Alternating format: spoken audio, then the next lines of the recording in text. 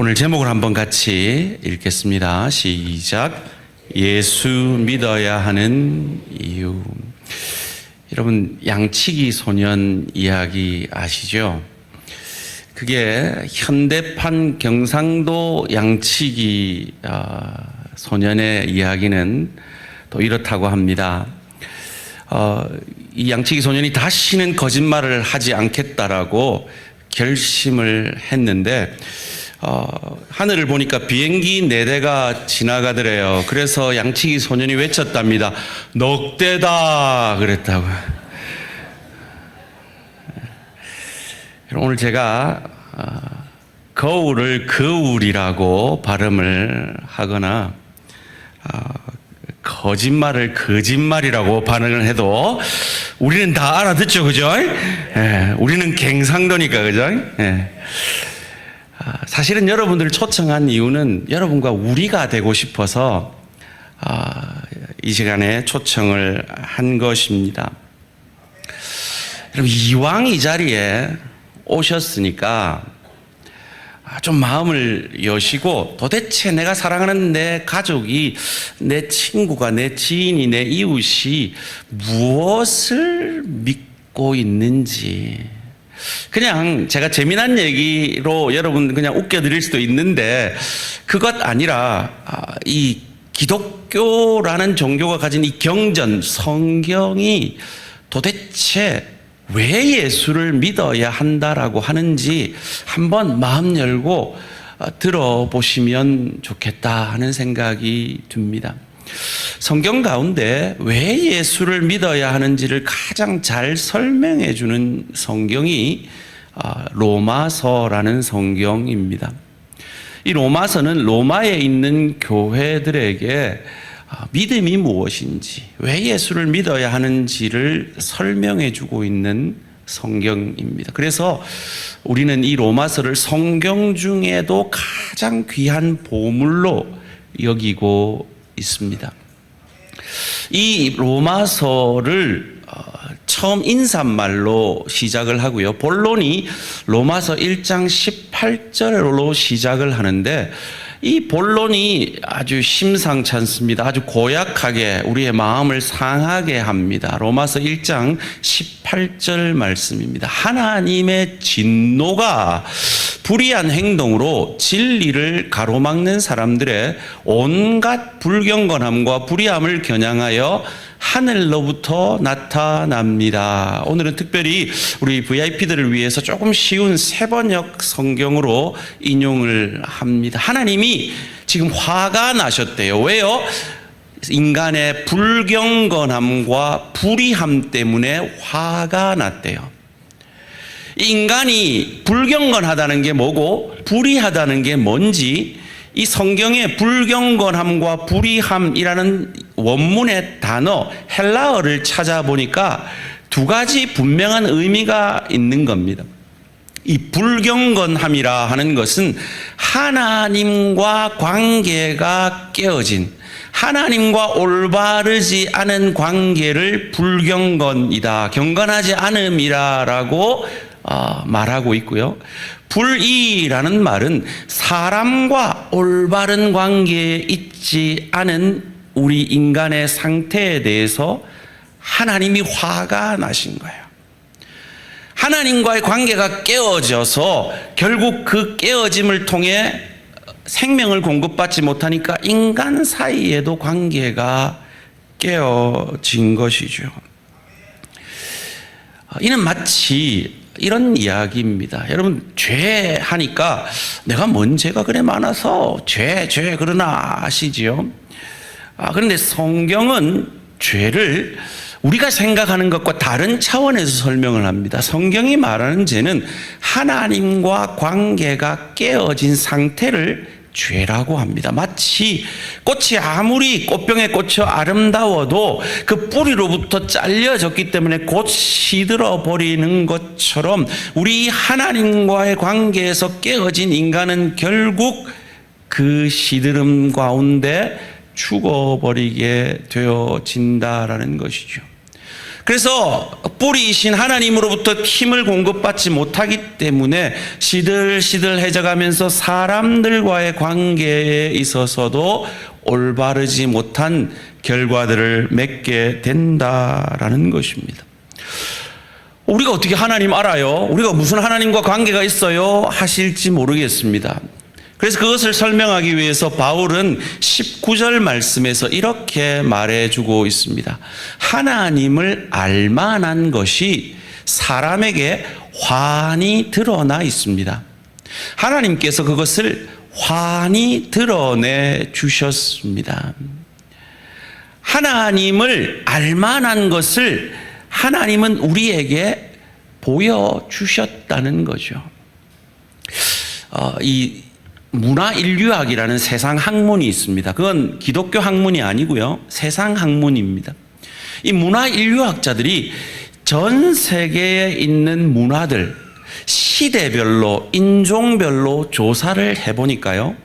두 가지 공통점이 있더래요. 그 첫째는 그 어떤 문화도 사람마다 초월하는 신적인 존재가 있다는 것을 믿었다라는 거예요. 두 번째로 죽음 이후에는 내세의 세계가 있었다는 걸 모든 시대마다 모든 인종마다 그 어떤 종족들마다 다 믿었더라는 거예요. 이것이 어떻게 가능했을까요? 초월자 하나님이 그것을 인간에게 가르쳐 주시지 않았으면 인간은 결코 알 수 없는 일이죠. 그래서 이것을 이어지는 20절에서 이렇게 설명해 주고 있습니다. 이 세상 창조 때부터 하나님의 보이지 않는 속성, 곧 그분의 영원하신 능력과 신성은 사람이 그 지으신 만물을 보고서 깨닫게 되어 있습니다. 그러므로 사람들은 핑계를 댈 수가 없습니다. 만물을 통해서 하나님은 핑계할 수 없을 만큼 하나님을 우리 인류에게 알게 해 주셨다라는 거예요. 진화론자들은 이렇게 얘기합니다. 단백질에서 인간이 됐다. 그런데 사람들은 그걸 믿어요. 자, 지금 제가 평소에 차지 않는 시계를 이것 때문에 차고 왔어요. 제 시계가 이 안에 부품이 아마 수백 개는 있을 거예요. 제가 이 시계를 열어가지고요. 그 부품들을 공중에 탁 띄워요. 그리고 제가 손을 딱 내밀면 그 부품들이 촥촥촥 맞춰져가지고 다시 시계가 돌아갈 수 있을까요? 없을까요? 없을까요? 그죠? 불가능하죠. 그런데 시계보다 몇만 배는 더 정교한 인간의 몸이 단백질로부터 우연히 만들어졌다는 것을 사람들은 어리석게도 믿는다는 거예요. 결코 아니죠. 초월자, 창조주 하나님이 인간을 만들지 않았으면 도저히 일어나지 않을 일이라는 것입니다. 그리고 그것을 사람들은 알고 있어요. 그래서 이런 우스갯소리가 있잖아요. 스님이 겨울에 얼음 개울가를 지나가다가 그 얼음이 깨져서 물에 풍덩 빠지니까 그 스님 입에서 자기도 모르게 나와 아이고 하나님 이랬다잖아요. 이 자기도 모르게 우리 안에는 이 하나님을 찾는 본성을 하나님이 심어 주셨다는 거죠. 왜요? 하나님 영화롭게 하라고요. 그런데 사람은 그 하나님을 영화롭게 하지 않는다는 거예요. 오늘 본문 21절 말씀입니다. 사람들은 하나님을 알면서도 하나님을 하나님으로 영화롭게 해드리거나 감사를 드리기는커녕 오히려 생각이 허망해져서 그들의 지각 없는 마음이 어두워졌습니다. 그래서 하나님을 놓아야 할 그 신의 자리에 자신의 소원을 이루어 준다면 그것이 사람이어도 좋고 그것이 짐승이어도 좋고 그것이 천지 만물의 그 무엇이라도 좋다라고 우상을 만들기 시작한 것입니다. 22절, 23절 말씀입니다. 사람들은 스스로 지혜가 있다고 주장하지만 실상은 어리석은 사람이 되었습니다. 그들은 썩지 않는 하나님의 영광을 썩어질 사람이나 새나 네발 짐승이나 기어다니는 동물의 형상으로 바꾸었습니다. 바꾸어 놓았습니다. 그래서 죄에 빠진 인간, 이 우상을 섬기는 인간들이 하나님이 그들을 향하여 진노했는데 하나님들이 그들을 심판하는 데 있어서 가장 큰 심판은 그들을 그냥 내어버려 두는 것입니다. 그 죄 가운데 내어버려 두는 것이 하나님이 할 수 있는 가장 큰 심판인 것입니다. 그렇게 되면 어떤 결과가 일어나는지 24절, 26절, 28절이 그것을 가르쳐 줍니다. 그러므로 하나님께서는 사람들이 마음의 욕정대로 하도록 더러움에 그대로 내버려 두시니 서로의 몸을 욕되게 하였습니다. 26절 말씀, 이런 까닭에 하나님께서는 사람들을 부끄러운 정욕에 내버려 두셨습니다. 여자들은 남자와의 바른 관계를 바르지 못한 관계로 바꾸고 사람들이 하나님을 인정하기를 싫어하므로 하나님께서 사람들을 타락한 마음 자리에 내버려 두셔서 해서는 안 될 일을 하도록 놓아 두셨습니다. 지금 한국에 쾌어 축제라는 명분으로 동성애를 정당화하는 그런 운동들이 일어나고 있는 이유가 바로 그들이 그 죄 가운데 그들의 마음을 내버려 두었기 때문이죠. 성적 타락은 거기에서 오는 것입니다. 사랑하는 성도님들, 사람이요 지옥에 가려면 뭐를 해야 지옥에 갈 수 있을까요? 그냥 가만히 있으면 사람은 지옥에 갑니다. 그냥 내버려 두면 하나님과 깨어진 관계, 인간과의 깨어진 관계 때문에 지옥에 갈 수밖에 없는 것이죠. 아이고 사람 불러다가 지옥 얘기하고 그러노, 이렇게 얘기하실 수도 있을 것 같아요. 여러분, 근데 하나님이 지옥을요 사람을 위해 만든 게 아니에요. 지옥은 원래 하나님을 대적한 이 사탄 마귀를 위해 만든 거예요. 그런데 왜 사람이 지옥에 가느냐? 하나님을 신으로, 하나님을 왕으로 모시지 않으면 사람은 자유인이 되는 게 아니라 세상의 영, 사탄의 소유물이 되어질 수밖에 없는 영적인 존재이기에 하나님을 믿지 않기에 그 주인인 사탄이 가는 지옥으로 가게 되는 것이죠. 하나님이 사람의 마음에 그 죄된 마음을 그대로 내어버려 두시면 오늘 본문 28절에 말씀하기에 해서는 안 될 일을 하게 되어집니다. 해서는 안 될 일이 뭘까요? 자, 지금부터 제가 로마서 1장 29절에서 32절까지 하나님께서 인간을 내버려 두었을 때에 인간이 맺어내는 죄의 산물을 찬찬히 읽어 드릴 텐데요. 정직하게 이게 나하고 상관이 있다, 내 죄다 싶은 게 있는지 한번 찾아보세요. 29절부터 32절까지 찬찬히 읽어드릴게요. 사람들은 온갖 불의와 악행과 탐욕과 악의로 가득 차 있으며 시기와 살이와 분쟁과 사기와 저기로 가득 차 있으며 수건거리는 자요, 중상하는 자요, 하나님을 미워하는 자요, 불손한 자요, 오만한 자요, 자랑하는 자요, 악을 꾸미는 모략꾼이요, 부모를 거역하는 자요, 우매한 자요, 신의가 없는 자요, 무정한 자요, 무자비한 자입니다. 그들은 이와 같은 일을 하는 자들을 죽어야 마땅하다는 하나님의 공정한 법도를 알면서도 자기들만 이런 일을 하는 것이 아니라 이런 일을 저지르는 사람을 두둔하기까지 합니다. 여러분, 내한테 해당되는 거 있어요, 없어요? 만약에 지금 제가 읽어드린 여기에 내한테 해당되는 게 한 개도 없다 하시는 분들은 내일부터 교회 오시지 마세요. 예수 믿을 필요 없어요. 죄가 없는데 무슨 예수를 믿어요? 예수 믿을 필요 없어요. 그런데 정직한 양심에 이 말씀 비추어 보면 우리는 다 저 죄가 내 죄다 고백하지 않을 수가 없는 것이죠.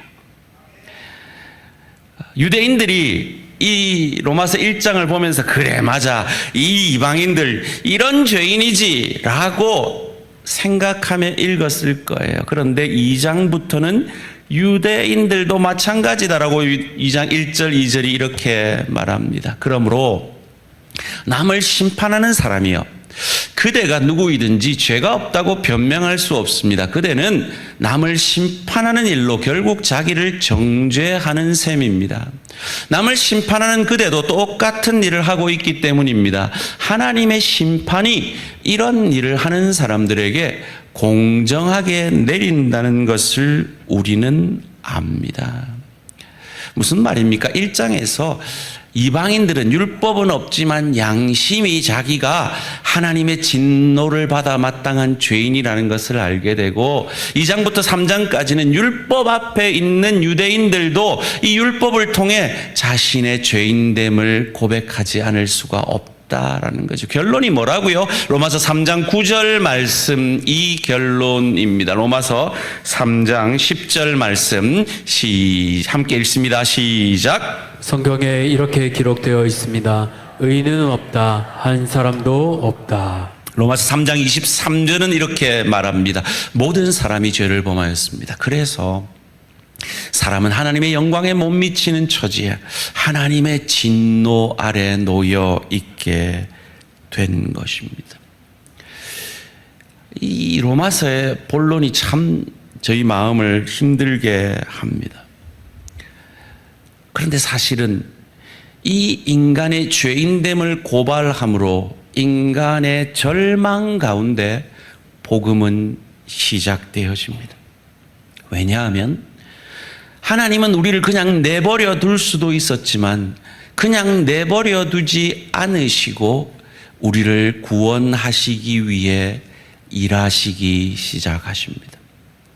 그래서 로마서 3장 21절에는 그 위대한 접속사 그러나가 등장하는 겁니다.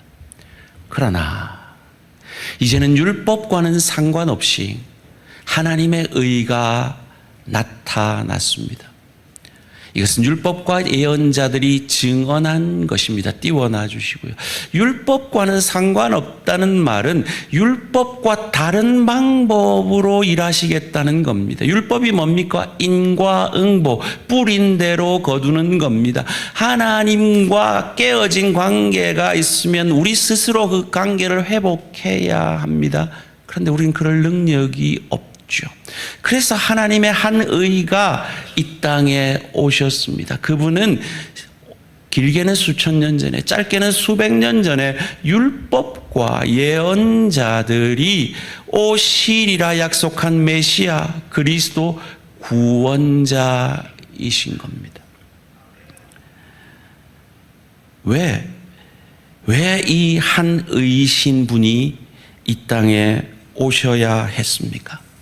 그것을 로마서 1장 18절부터 3장 20절까지 결론으로 3장 20절에서 이렇게 가르쳐 줍니다. 그러므로 율법의 행위로는 하나님 앞에서 의롭다고 인정받을 사람이 아무도 없습니다. 율법으로는 죄를 인식할 뿐입니다. 무슨 말입니까? 내가 하나님의 진노 아래 있다는 것을 깨닫게 되어진 것이죠. 그래서 하나님이 내버려 두면 우리는 그냥 지옥에 갈 수밖에 없는 상황인데, 그러나 이제는 하나님의 한 의가 우리 삶 가운데 들어오신 것입니다. 그분이 누구십니까? 예수 그리스도이십니다. 22절 말씀 함께 읽습니다. 시작. 그런데 하나님의 의는 예수 그리스도를 믿는 믿음을 통하여 오는 것인데 모든 믿는 사람에게 미칩니다. 거기에는 아무 차별이 없습니다. 사랑하는 성도님들, 우리는 세상 살면서 얼마나 많은 차별을 받습니까? 못생겼다고 차별받고, 못 가졌다고 차별받고, 못 배웠다고 차별받고, 어떤 사람은 저처럼 배 나왔다고 차별하더라고요. 그런데 이 복음에는 차별이 없대요. 못 배운 사람도, 죄 많은 사람도, 못 가진 사람도 누구나 이 복음 안으로 들어올 수가 있다라는 것입니다. 사랑하는 성도님들, 사랑하는 VIP 여러분, 여러분 이 예수를 믿고 계십니까? 이 한의신 예수를 믿음으로 구원받고 싶지 않으십니까? 왜 우리가 예수를 믿어야 하죠? 예수를 믿는다는 건 도대체 어떤 의미일까요? 그것을 저는 오늘 세 가지로 여러분에게 말씀드리고 말씀을 맺을까 합니다. 로마서 3장 24절 말씀을 뜻을 생각하시면서 함께 읽겠습니다. 시작. 그러나 사람은 그리스도 예수 안에서 얻는 구원으로 말미암아 하나님의 은혜로 값없이 의롭다는 선고를 받습니다. 이 로마서 3장 24절에는 핵심적인 세 가지가 나옵니다. 한번 따라해 봅시다. 속량, 값없이, 의롭다함. 이 세 가지가 믿음의 결과물입니다.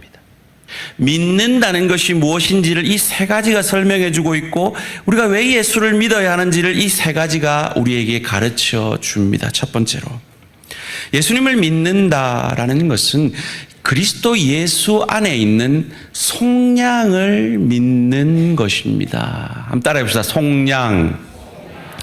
이 속량이 뭐냐? 값을 치른다라는 거예요.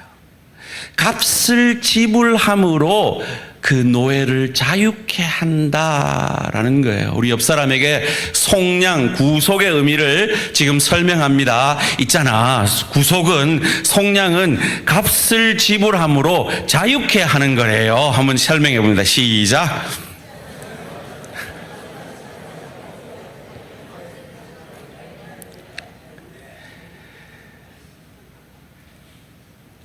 예수님께서 우리의 죗값을 우리 대신 치루어 주신 거예요. 제가 참 감동이 들 때가 있는데요. 식당을 갔는데 우리 대항의 성도님들을 우연히 만날 때가 있어요. 근데 식사 마치고 계산을 하려고 하니까 그분이 밥값을 치르고 나가셨을 때 아주 감동이 됩니다. 그러면 제가 돈 낼 필요 있어요? 없어요? 없어요. 바로 예수님께서 내가 치루어야 할 그 죗값을 십자가에서 대신 죽어 주심으로 치루어 주셨다라는 것입니다. 그것을 바울은 에베소서 1장 7절에서 이렇게 고백하고 있습니다. 우리가 그리스도 안에서 그의 은혜를, 우리는 이 아들 안에서 하나님의 풍성한 은혜를 따라 그의 피로 구속, 곧 죄 용서를 받게 되었습니다. 저는 우리 어머니 시대에 경상도 아가씨들이 결혼한 남편에게 고백하는 사랑 고백을 참 좋아합니다. 우리 성도님들은 아시죠? 한번 따라해 봅시다. 찌는 당신끼라예. 남편이 핏값을 주고 죽어주지도 않았는데 당신 끌어요. 근데 진짜로 우리는 주님 거예요. 주님이 그 십자가 핏값으로 우리의 죄의 값을 다 치루어 주시고 우리를 죄로부터 자유하게 해주시고 하나님과의 관계를 회복시켜 주시고 사람과의 관계도 그 은혜로 회복시켜 주시기 때문입니다. 그것을 고린도후서 5장 21절에서 바울은 이렇게 우리에게 가르쳐 줍니다. 하나님께서는 죄를 모르시는 분 예수 그리스도에게 우리 대신으로 죄를 씌우셨습니다. 그것은 우리가 그리스도 안에서 하나님의 의가 되게 하시려는 것입니다. 좀 귀찮지만 옆에 사람한테 다시 고백합시다. 예수 믿으면 의인데요. 믿으십니까? 신분적 의인이 되는 것이죠. 두 번째로, 예수를 믿는다라는 것은 하나님의 은혜로 값 없이, 첫 번째가 속량이라고 그랬죠. 값을 치루어 주신다 그랬죠. 그런데 그것을 값 없이 속량을 받은 것을 믿는 것이 믿음이며, 그래서 우리는 예수를 믿어야 하는 것입니다. 24절 말씀 다시 한번 제가 읽어드리겠습니다. 그러나 사람은 그리스도 예수 안에서 얻는 구원으로 말미암아 하나님의 은혜로 값 없이 의롭다는 선고를 받습니다. 여러분, 예수 믿는데 아무 값을 치를 필요가 없습니다. 우리가 잘났기 때문에 우리는 예수를 믿을 수 있는 것이 아닙니다. 이것이 은혜라는 것을 우리에게 어떻게 보여주셨는가 하면, 하나님이 우리를 구원하시는 상징으로 그 바로의 통치 아래, 마치 우리가 사단의 통치 아래 있었던 것처럼 바로의 통치 아래 있는, 노예로 잡혀 있는 그 하나님의 백성들, 이스라엘 백성들을 출애굽한 사건이 구원의 사건이거든요.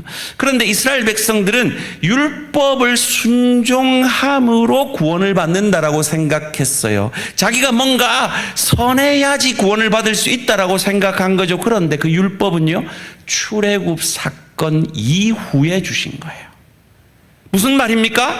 우리를 구원하신 것은 전적인 하나님의 은혜로 구원하신 것이라는 겁니다. 그것을 믿는 것이 믿음이죠. 자, 첫 번째가 뭐라 그랬죠? 속량. 두 번째는요, 값없이. 세 번째가 의롭다함을 받는 겁니다. 세 번째로, 예수를 믿는다는 것은 의롭다 하심을 얻은 자 되게 하신 속량을 받은 것을 믿는 것입니다.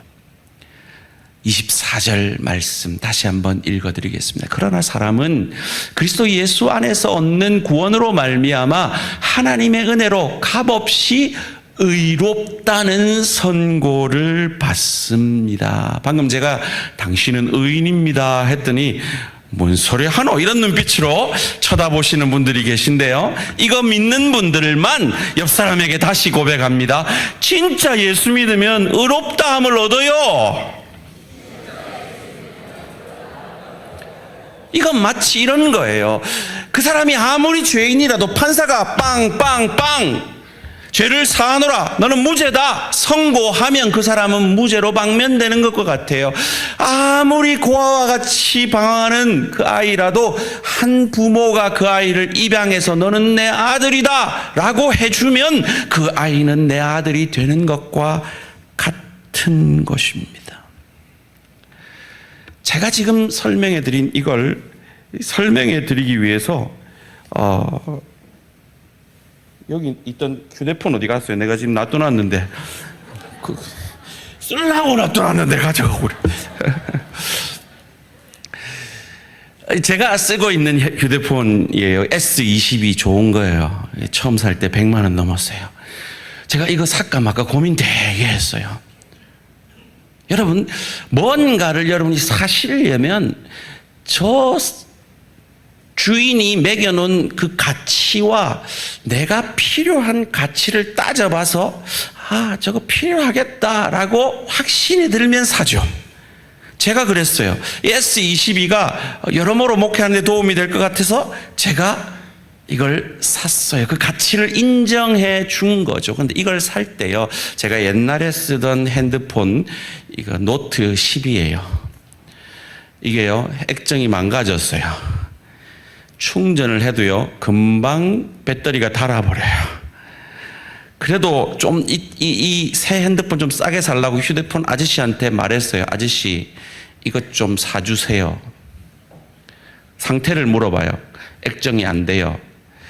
배터리가 쉽게 닳아요. 한 10만 원만 주면 사줄 것 같은데, 5만 원만 줘도 사줄 것 같은데, 만 원만 줘도 그냥 넘길 것 같은데, 얼마 줄래요? 빵원. 살 가치가 없는 거죠. 바로 우리가 그와 같을 때 하나님이 그의 아들을 대가로 지불하면서까지 사줄 가치가 없을 그때 하나님이 그의 아들을 죽이시면서까지 우리를 사주신 거예요. 그것을 바울은 로마서 5장 8절에서 우리가 아직 죄인 되었을 때 그리스도 예수께서 우리를 위하여 죽으심으로 하나님께서 우리에 대한 사랑을 확증하셨느니라 하셨어요. 여러분 더 이상 천국 가는데 하실 게 없어요. 여러분이 예수를 주로 믿으셨다면 더 이상 하실 게 없어요. 갚으실 게 없어요. 왜냐하면 우리를 향한 하나님의 사랑을 확증해 주셔서 너는 내 것이다 라고 삼아 주셨기 때문입니다. 앞서 로마서 본론은 로마서 1장 18절로 시작되었죠. 인간은 불경건함, 하나님과의 관계가 깨어졌습니다. 불의함, 인간과의 관계도 깨어졌습니다. 그래서 그냥 둬도 지옥 갈 수밖에 없는 우리를 십자가에서 죽어주심으로 하나님과의 관계를 회복하여 주시고 그 하나님과의 회복된 관계를 통해 그 은혜와 사랑으로 사람과의 깨어진 관계도 회복하여 주시는 그 주님의 사랑으로 여러분을 초청하기를 원합니다. 혹 마음의 평안을 잃어버리신 분들 계십니까? 깨어진 관계 가운데 아파하시는 분들 계십니까? 이 주님의 은혜 아래로 나와 하나님과 관계가 회복되어지면 하늘에는 영광이요 땅에서는 기뻐하심을 입은 사람들 가운데 약속하신 그 평화를 여러분에게도 주실 수 있는 줄 믿습니다. 여러분 한번 생각해 보세요. 여러분을 너무 사랑하는 여러분의 가족이, 여러분의 지체가 이 자리로 여러분을 초청했어요. 왜냐하면 그분들은 천국이 있다라고 믿는 분들이거든요. 그래서 그 천국을 여러분하고 같이 가고 싶은 분들이에요. 근데 여러분은 안 믿길지도 모르겠어요.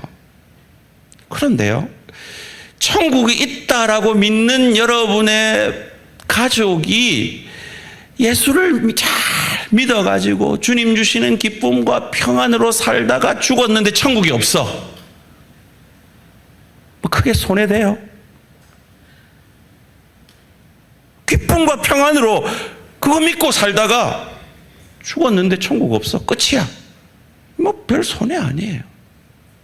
그런데 여러분이 천국 없다고 믿고 예수 안 믿고 살다가 내 마음대로 살다가 하나님과 깨어진 관계, 인간과 깨어진 관계 속에서 그냥 내 마음대로 살다가 아까 말한 그 죄투성이 속에 살다가 죽었어. 그럼 천국 있어. 그럼 얼마나 큰 손해예요. 여러분을 사랑하는 여러분의 가족이, 여러분의 지인들이 여러분이 그렇게 될까 봐 이 자리로 여러분을 모신 겁니다. 이 시간 제가 영접할 수 있는, 예수님을 믿고 예수님을 주인으로 받아들일 수 있는 기도문을 소개해드리기 원합니다. 진심으로 이 기도문을 고백하시면 지금 예수님은 여러분 안에 들어오셔서 여러분의 주인이 되어 주실 수 있고 하나님과의 관계를 회복하며 인간과의 관계를 회복시켜 주실 것입니다. 제가 읽어드릴 때 이 기도문이 마음에 드시는지 한번 여러분 자신에게 물어보십시오. 살아계신 하나님, 오늘 말씀을 통해 왜 예수님을 믿어야 하는지 깨닫게 하시니 감사합니다. 저는 하나님과 올바른 관계에 있지 않았던 죄인입니다. 저는 사람과도 올바른 관계에 있지 않았던 죄인입니다. 그런 가치 없는 저를 사랑하셔서 은혜로 저의 죗값을 십자가의 죽음으로 치루어 주시니 감사합니다. 값없이 의롭다 하여 주시니 감사합니다. 지금 나는 내 마음의 문을 열고 예수님을 나의 구주 나의 하나님으로 영접합니다. 나를 다스려 주시고 나를 주님이 원하시는 사람으로 만들어 주옵소서. 예수님의 이름으로 기도합니다. 아멘.